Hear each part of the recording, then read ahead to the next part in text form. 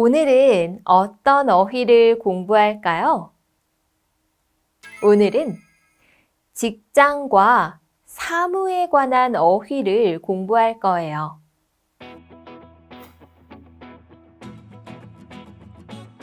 직장에 관한 말을 알 수 있어요. 먼저 직장에 관한 말을 같이 알아볼까요? 박 과장은 사원들을 가족처럼 잘 챙겨준다. 과장. 과장님에게 이틀의 휴가를 신청했다. 그 사람은 지금 회사 과장으로 있다. 대한 씨가 입사한 지 3년 만에 대리가 됐어요. 대리. 박 과장님이 김 대리에게 회의를 준비하라고 하셨어요. 김 대리님이 과장님께 보고할 거예요. 3년 동안 같은 직장에서 함께 일하면서 동료들과 가까워졌어요. 동료. 그 사람과 저는 함께 일하는 동료예요. 그 사람은 동료들 중에서 일을 가장 잘해요. 김철수 씨는 과장이 된 지 1년 만에 부장으로 고속으로 승진했다. 부장. 부장님은 지금 해외 출장 중이시다. 그 사람은 10년 동안 과장이었다가 이제 부장이 되었다. 상사는 부하 직원들을 잘 이끌어야 한다. 부하 직원. 박 과장은 부하 직원이 실수를 해도 이해한다. 과장님은 책임감이 강해서 부하 직원들에게 인기가 많다. 김 대리는 상사인 이 부장과 5년 동안 함께 일했다. 상사. 김 대리는 나의 직장 상사이다. 김 대리는 상사에게 혼이 나서 기분이 좋지 않다. 올해 우리 회사에 신입사원이 5명 들어왔어요. 신입사원. 김미나 씨는 이번에 새로 들어온 신입사원이에요. 신입사원이라서 배울 게 많아요. 이제 어휘를 연습해 볼까요?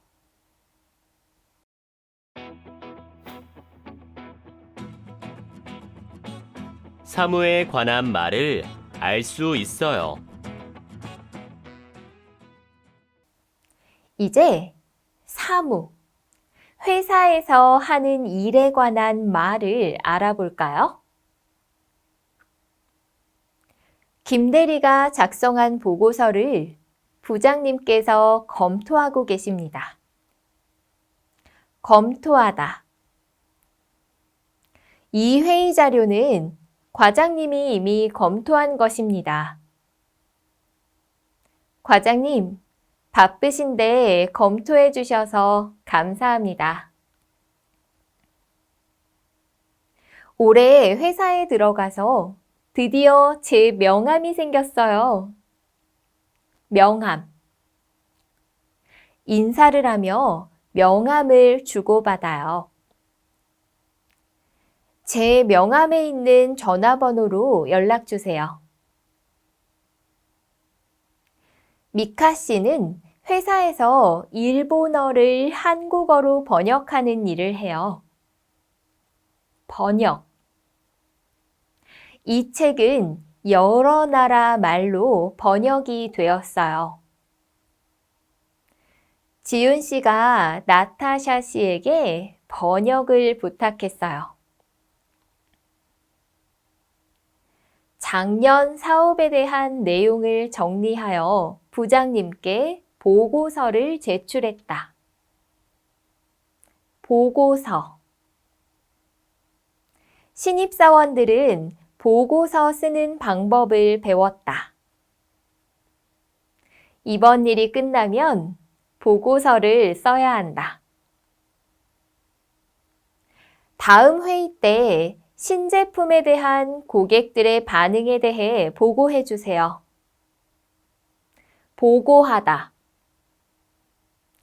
쯔영 씨는 출장 결과를 과장님께 보고하는 중이에요.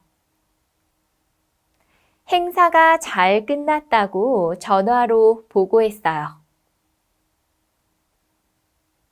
문제를 해결하기 위해서는 혼자서 생각하는 것보다 여러 사람과 의논하는 것이 더 좋아요. 의논하다. 이 문제는 나중에 의논하기로 했어요. 가족들과 먼저 의논해보고 연락드릴게요. 회의가 끝난 후에 회의 내용을 정리해 회의록을 작성했어요. 작성하다. 김 대리는 보고서를 작성하느라 바빠요. 주말까지 과제를 작성해야 해요. 내년 사업 계획서를 쓰기 위해서 필요한 정보를 조사했어요. 조사하다. 시장에 직접 나가서 조사한 결과를 정리했어요. 요즘 유행하는 제품에 대해 조사해 오세요. 작년 자료를 참고해서 올해 신입사원 교육을 준비했다. 참고하다. 잘 모르겠으면 작년 계획서를 참고해도 된다. 과장님이 메일로 보낸 파일을 참고하라고 하셨다. 이번 프로젝트는 여러 회사가 협력하여 완성했다. 협력하다. 이번 일은 다른 회사와 적극적으로 협력할 필요가 있다. 회사가 어려우니 모두가 협력해주면 좋겠다. 요즘은 외국에 직접 가지 않고 외국 회사와 주로 화상회의를 한다. 화상회의. 이번 회의는 화상회의로 진행할 것이다. 우리 회사는 화상회의를 할 수 있는 시설을 갖추고 있다. 오늘 회의 때 제가 발표를 할 테니 김 대리는 회의록을 써주세요. 회의록. 김 대리가 회의록을 작성했어요. 지난번에 결정한 내용은 회의록을 찾아보세요.